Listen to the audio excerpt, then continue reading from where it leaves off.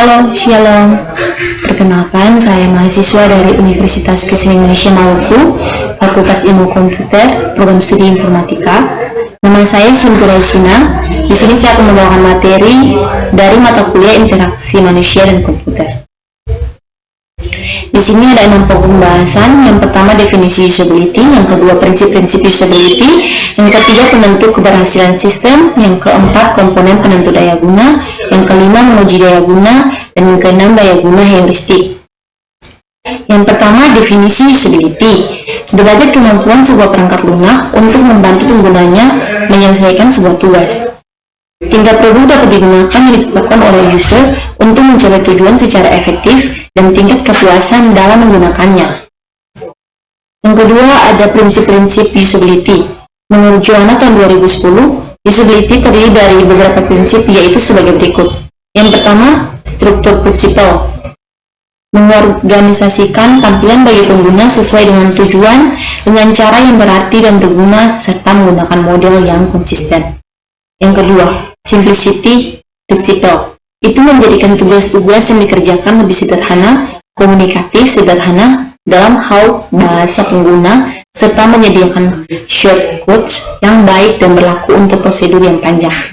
Yang ketiga, feasibility principle. Itu menjaga semua opsi yang dibutuhkan dan material untuk tugas yang diberikan dapat dilihat tanpa mengalihkan perhatian pengguna dengan informasi berulang.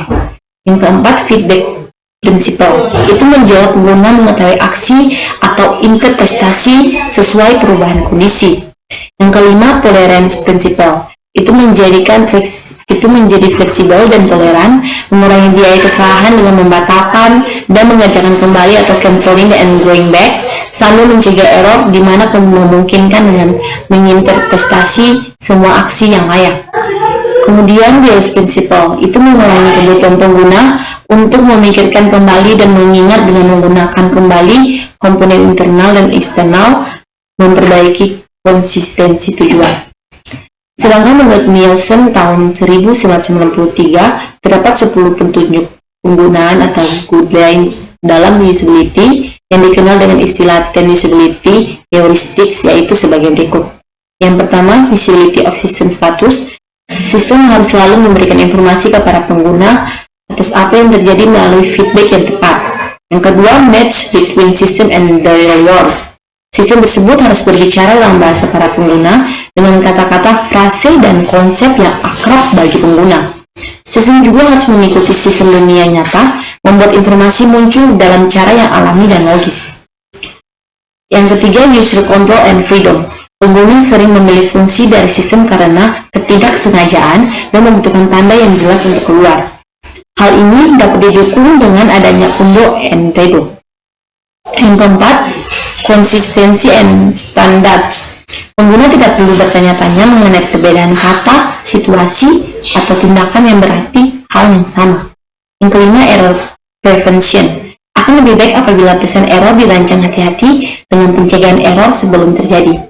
Salah satu caranya adalah dengan memeriksa dan menjelaskan kepada pengguna dengan konfirmasi sebelum mereka menyetujui suatu tindakan. Yang keenam, recognition rather and recall. Itu mengurangi beban memori pengguna dengan membuat objek, aksi, dan opsi yang terlihat. Pengguna tidak harus mengingat kembali informasi sebelumnya. Yang ketujuh, flexibility and efficiency of use.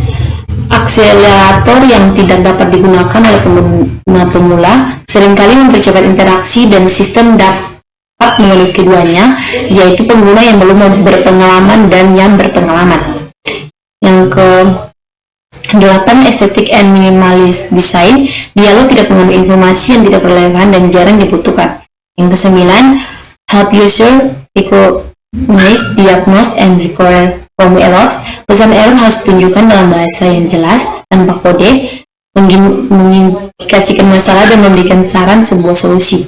Yang ke-10, help and documentation. Itu meskipun lebih baik bila sistem dapat digunakan tanpa dokumentasi, akan lebih penting bila menyediakan help and documentation.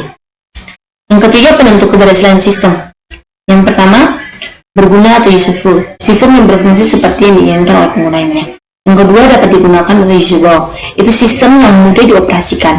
Yang ketiga, digunakan atau use, sistem yang memotivasi penggunanya untuk menggunakannya, menarik, menyenangkan, dan lain-lain. Kemudian di sini ada yang keempat, komponen penentu daya guna. Inilah gambarnya. Di sini ada 5 buah komponen. Yang pertama, kemampuan untuk dipelajari atau learnability, merujuk kepada kualitas sistem, apakah mudah untuk dipelajari dan digunakan. Sudah menjadi rahasia umum bahwa pengguna tidak suka menghabiskan banyak waktu untuk mempelajari cara sistem bekerja. Mereka ingin dengan cepat menggunakan sistem tersebut dan merasa berkompeten untuk melakukan pekerjaan tanpa banyak kesulitan. Yang kedua, efisiensi, menunjuk kepada cara yang dapat dilakukan sistem untuk mendukung pengguna dalam melakukan pekerjaannya. Contohnya pada mesin penjawab otomatis dengan sistem surat suara. Yang ketiga, mudah diingat atau memorability. Itu menunjuk kepada kemampuan mudah diingat lagi alurnya setelah tidak digunakan lagi dalam jangka waktu tertentu. Yang keempat, kesalahan dan keamanan.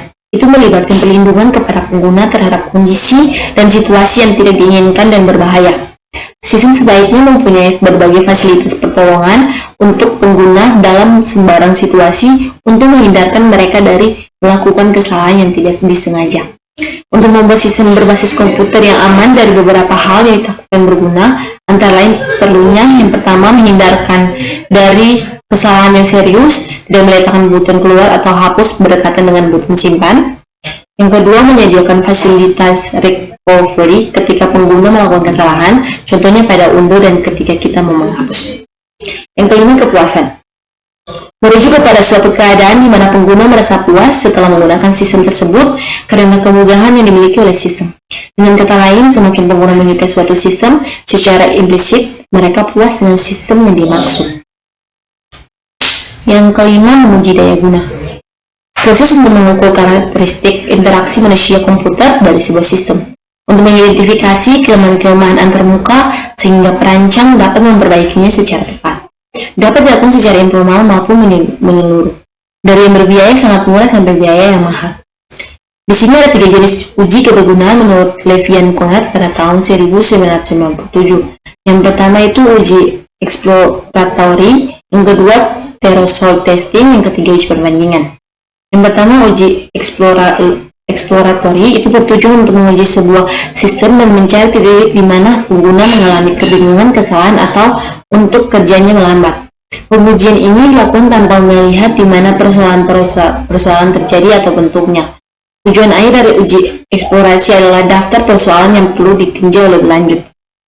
Kemudian, threshold testing itu digunakan untuk mengukur kinerja sistem terhadap sejumlah sasaran yang ditentukan terlebih dahulu. Uji ini merupakan uji lolos atau gagal.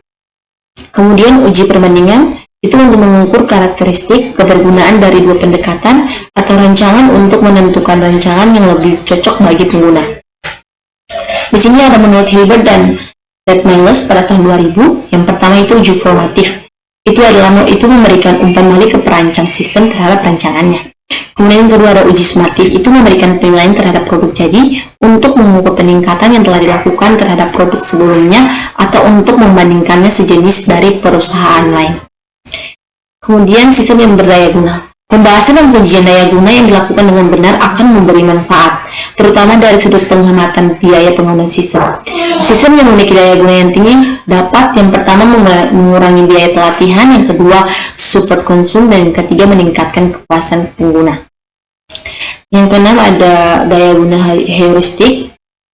Yang pertama ada dialog yang sederhana dan alami, yang kedua berbicara dengan bahasa pengguna, yang ketiga mengurangi beban ingatan pengguna, yang keempat konsisten, yang kelima sistem timbal balik, yang keenam jalan keluar yang jelas, yang ketujuh jalan pintas, yang kedelapan pesan kesalahan yang baik, dan yang kesembilan bantuan dan dokumentasi. Yang pertama dialog yang sederhana dan alami.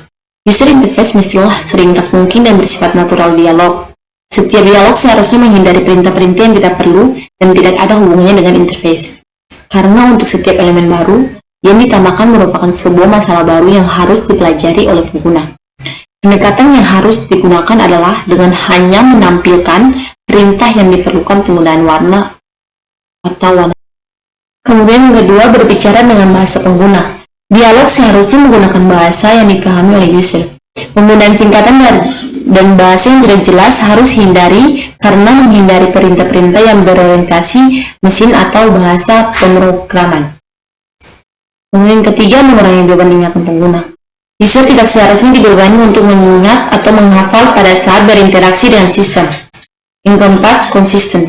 User interface yang konsisten terlihat dalam menampilkan suatu interface yang menghindarkan user dari kesalahan saat menggunakan suatu perintah atau fungsi untuk pertama kali. Yang kelima, sistem timbal balik. Sistem sebaiknya memberitahu pengguna atas segala aktivitas yang sedang berlangsung atau status sistem. Sistem yang menunggu input dari pengguna, memproses input, menampilkan output, dan lain-lain. Yang keenam, jalan keluar yang jelas. Sistem harus dapat memberikan penjelasan tentang kondisi dan solusi untuk menghindari user terjebak dalam tampilan-tampilan yang tidak diinginkan saat berinteraksi dengan sistem pengguna untuk membantu user agar dapat menggunakan berbagai fungsi dengan mudah.